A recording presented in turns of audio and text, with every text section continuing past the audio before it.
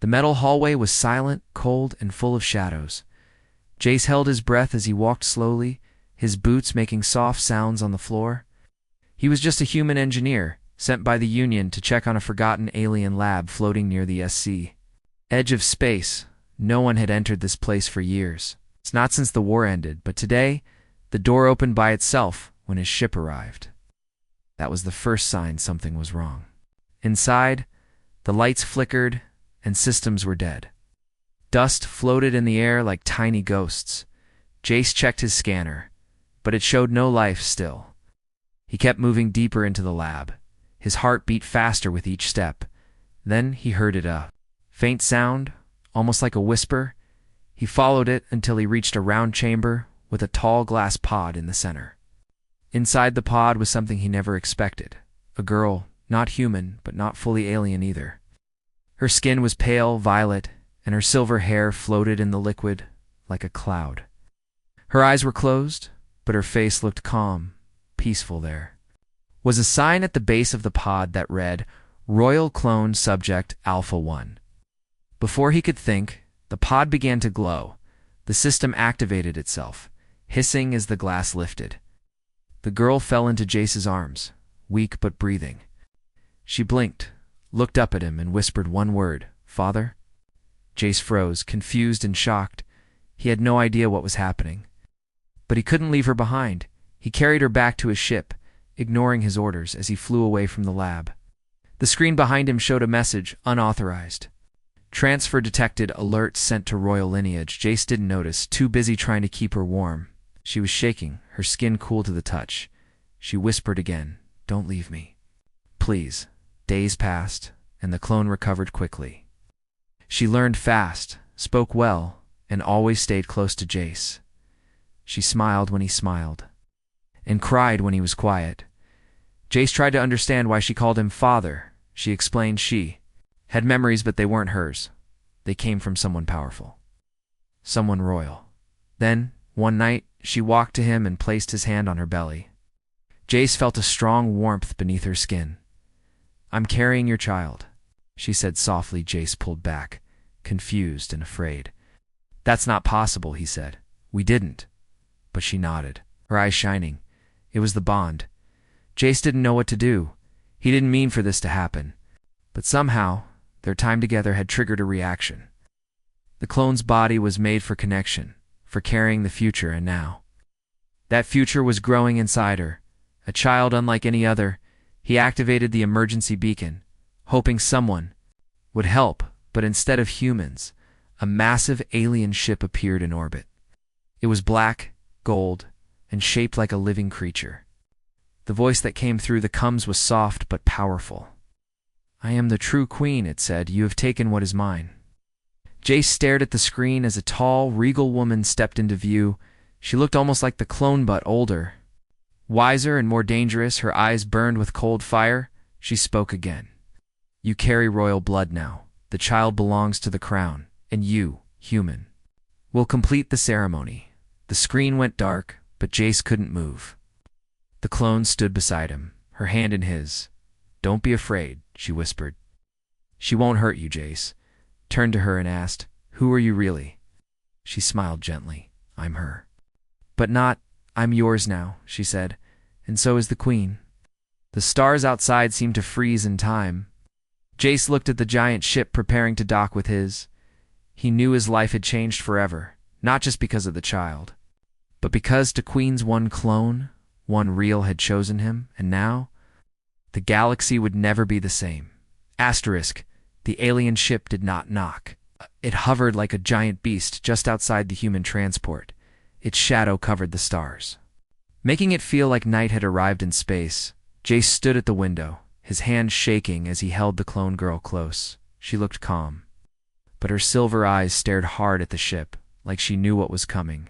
She's here, she whispered.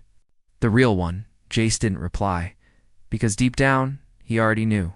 Loud voice echoed inside the ship, not through speakers. What, straight into Jace's mind? Prepare the human for transfer, the voice said, gentle but impossible. To ignore, before Jace could run or hide, a blue beam covered his body. He felt light, then heavy, then gone. In the blink of an eye, he found himself in a chamber made of golden crystal. Alien symbols floated in the air like soft music. The real queen stood at the far end of the room, tall, perfect, and terrifying. Her presence made the guards stand still like statues. She wore armor made from living metal, yet her voice was soft like silk. "You bonded with my clone," she said, not asking, but stating. Jace tried to speak, but no sound came out.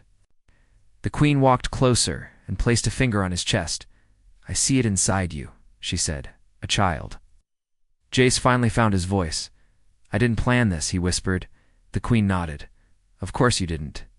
But the bond was completed," she added, "and by our laws, that makes you." Royal Jace stepped back, his heart racing. "I'm just a mechanic," he said. "I fix things. I'm not royalty." The queen laughed softly, a sound that made the air warm for a moment. "Then perhaps you were made to fix something greater," she said. She snapped her fingers, and the clone appeared beside them in a shimmer of light. The clone ran to Jace, hugging him tight. But the queen only smiled. "I do not hate her," she said.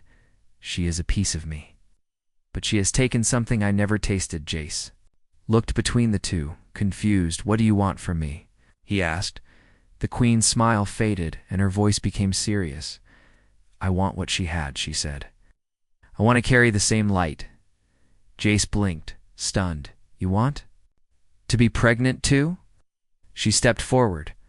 "I want your legacy to run through all of me." The room grew quiet. Only the soft hum of the ship filled the silence. The clone lowered her eyes, unsure. Jace spoke slowly. "But I thought you hated humans." The queen touched his cheek. "I feared humans," she said, "because no one ever touched my soul the way you touched her. She is my mirror," she continued, "and through her, I see what I missed. You showed kindness, not control." A new door opened, revealing a floating seat carved from glowing stone. The queen sat on it like a goddess, her eyes never leaving Jace. "You may return to Earth," she said, "or you may stay. But if you stay," she added, "you will not belong to just her anymore." The clone reached for Jace's hand and whispered, "I'll share if it means peace." Jace felt torn, lost between fear and wonder. A gentle bell rang from above, and the queen rose again. She held out her hand, and a glowing orb floated between them. "This is the royal pact," she said. "Touch it and become part of our bloodline forever. If not for love," she whispered. "Then for the child."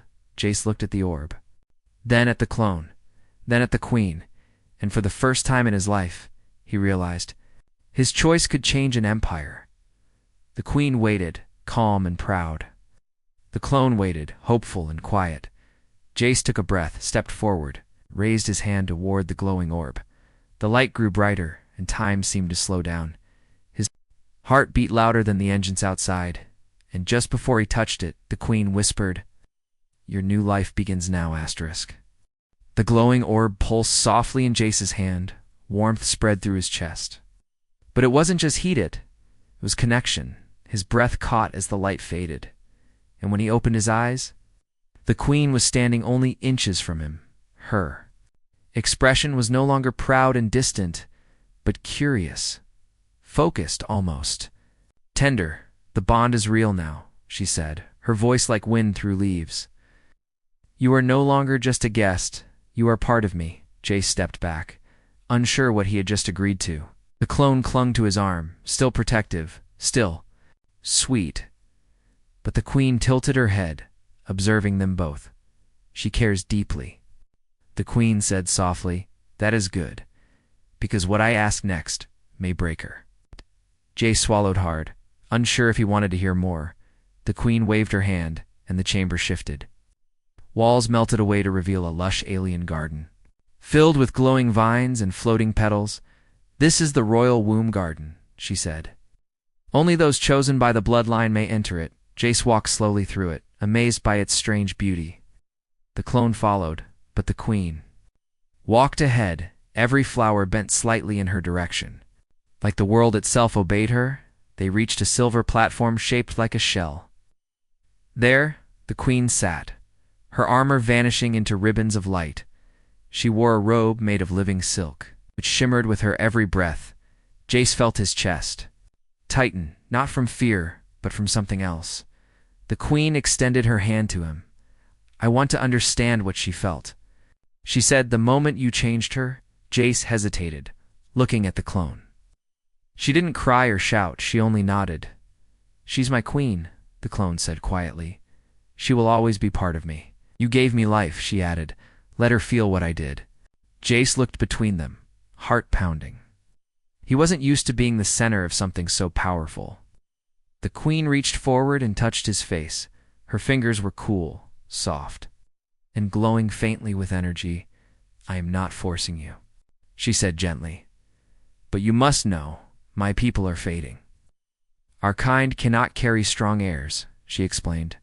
"Not unless touched by something. Primal you," she whispered, "are primal." Jace could hardly believe it. He was just a man from Earth. But somehow, this ancient alien queen believed he was the answer. He sat beside her, still unsure. "You don't want love?" he said. "You want survival." The queen's eyes glistened. And for a moment, her strength faded. "I want both," she admitted. "But I will take what you offer freely. No crown," she added. "No titles. Just us." She leaned in. And for the first time, her lips touched his. It was not hunger, not command, it was learning. Her body responded slowly, as if discovering feeling for the first time, and as their breath joined, the garden began to glow around them. The plants pulsed in rhythm with her heartbeat. The floating petals swirled gently. Singing without sound, the clone stood at the edge. Her eyes full of quiet emotion, she turned away not in anger, but in understanding. Inside the garden, Jace and the queen shared something ancient and new. When it ended, the queen leaned, her head on his shoulder, and whispered, "Now I know why she smiled. Didn't feel this in centuries later." As stars passed outside the great windows, the queen lay quietly beside him.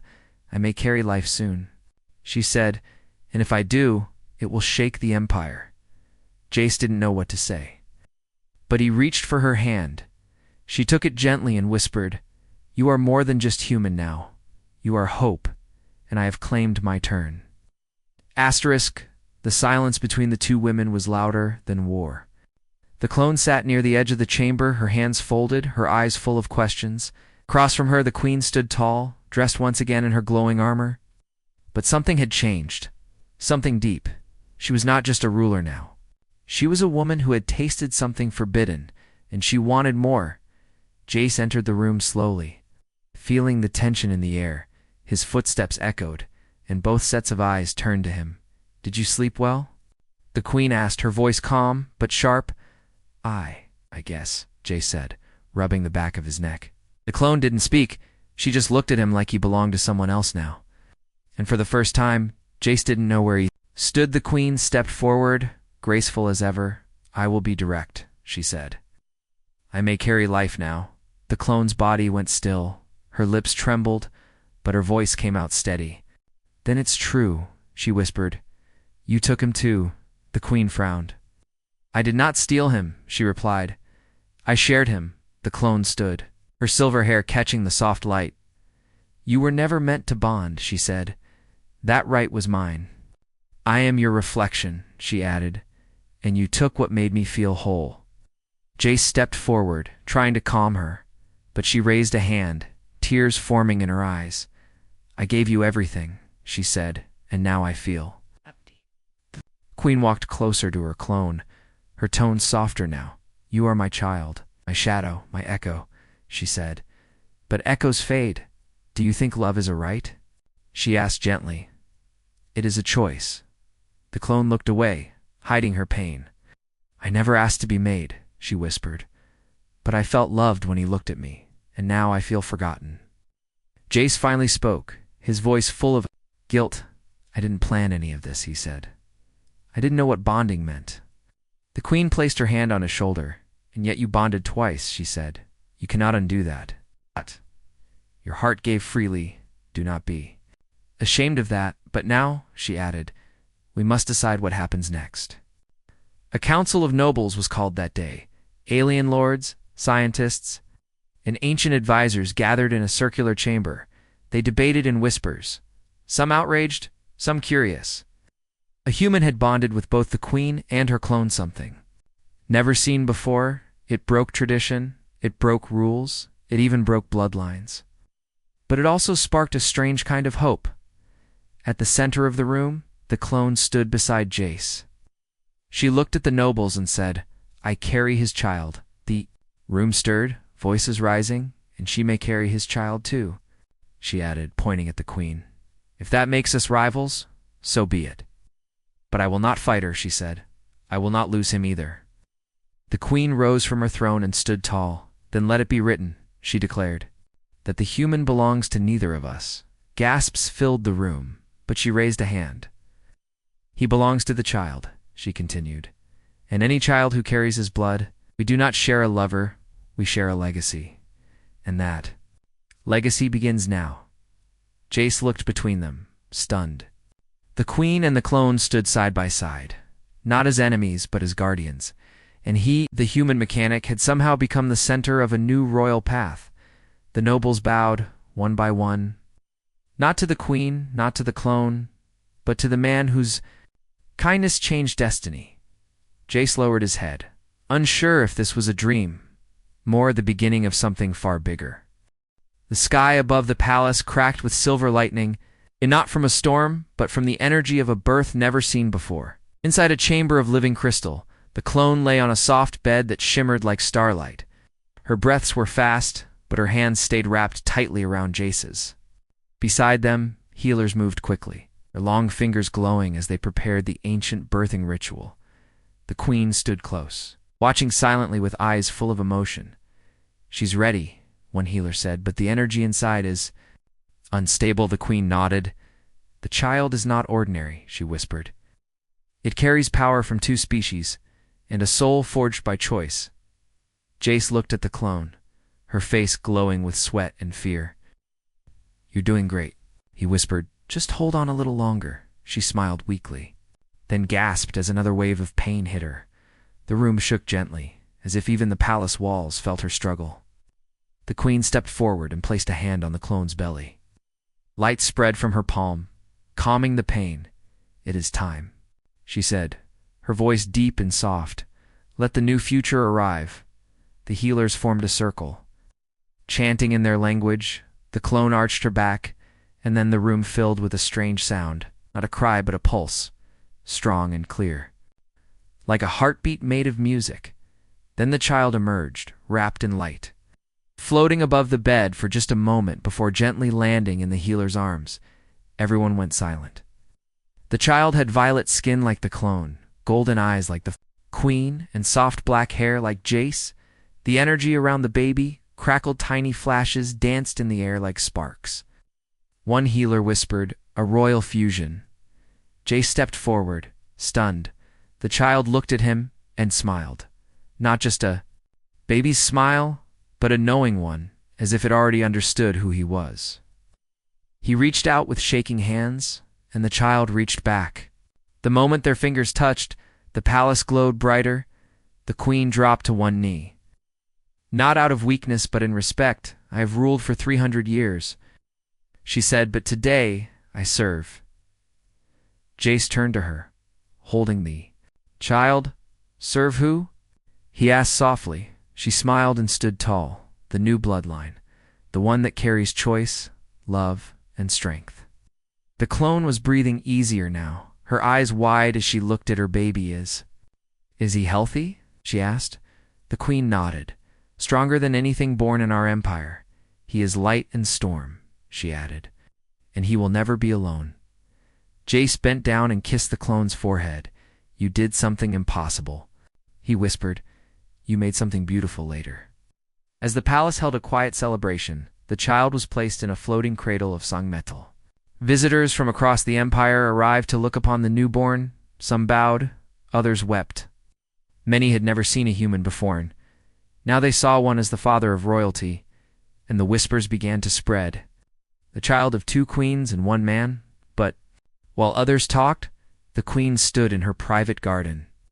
Her hand rested on her belly, her expression unreadable. She had not spoken of it yet, not even to Jace, but she could feel it.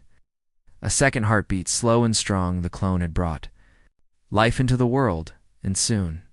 So would she. The moon above the palace turned red that night. It was not a sign of danger but of sacred change in ancient times. This color meant a new life was being claimed by the stars. The queen stood alone in her private temple, the golden floor pulsing softly under her feet. Her hand gently cradled her belly, where a second miracle had begun to grow.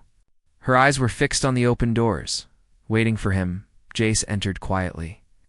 Unsure if he was welcome, he hadn't seen the queen much since the child was born. He spent his days helping the clone recover and bonding with the baby, but now he was here, summoned, not ordered. The queen turned slowly and smiled. "You came," she whispered. "I was afraid you'd forgotten me." Jace stepped forward, guilt flashing in his eyes. "I didn't forget," he said. "I just didn't want to cause pain." The queen nodded, walking closer with grace. "You didn't cause pain," she said. "You caused something deeper." She took his hand and placed it on her belly. "You caused this." Jace felt warmth under his palm, a slow, steady pulse that wasn't hers. "You're pregnant," he whispered. Still in disbelief, she nodded, tears forming in her glowing eyes. "This is not just a child," she said. "It is my first true heir, made not from duty," she added, "but from something I never expected, hope." The temple lights rose slowly, revealing symbols carved into the walls.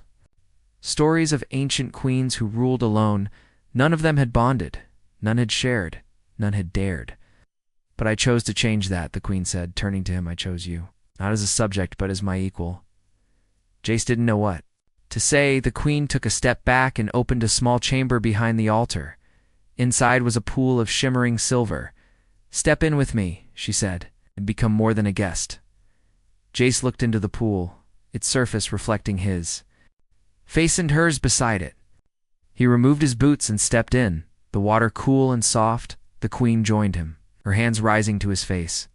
"This is the bond of the crown," she said, "not of rule but of heart." She leaned in and kissed him. Gentle at first, but something awakened between them, a connection built on respect, pain, and healing. The water glowed around them, lifting their bodies into a swirl of soft light. No words were spoken, yet everything was understood. Their souls whispered to one another like wind through trees outside the temple. Stars shifted. Quietly, inside, two hearts beat in rhythm, one ancient, one human, when they stepped out of the pool. The queen leaned her head on Jace's shoulder. "I am not a conqueror tonight," she said. "I am simply a woman, and I am not a soldier tonight," Jace replied. "I am simply a man." They held each other like that for a long time. Later, as they walked side by side through the quiet garden, the queen paused beneath a glowing tree. She looked up and whispered, "You made the impossible happen twice. One child from a clone," she said, "and now one from a queen. I was born to lead," she added, "but now I live to love."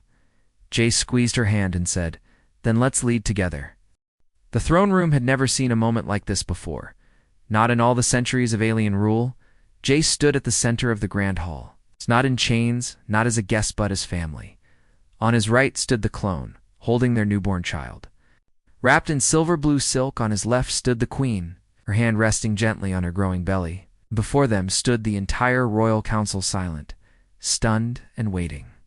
The oldest noble finally stepped forward, his voice shaking.